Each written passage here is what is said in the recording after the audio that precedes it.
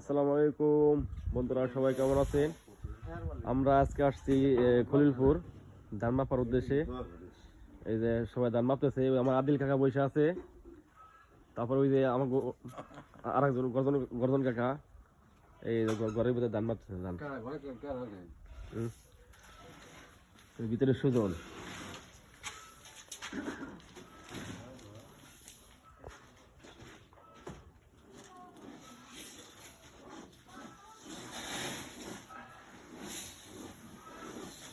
এই যে আমাকে গর্জন কাকা ধান কিনছে।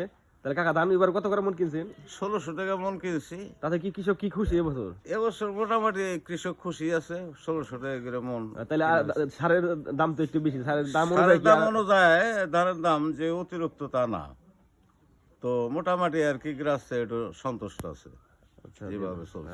ধন্যবাদ। গত বছর ধানের ফলন অনেকই কমেছে। গতবার এবার থেকে ধান নিছি 200 মন, আর এবার ধান 100 মন।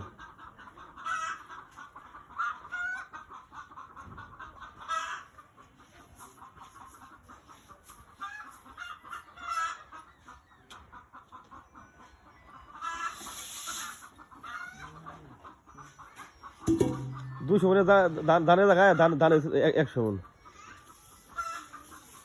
সেই বস্তা নিয়ে বাদ দিই, ওই যে বস্তার উপরে দিদি যাই এনতে দিস।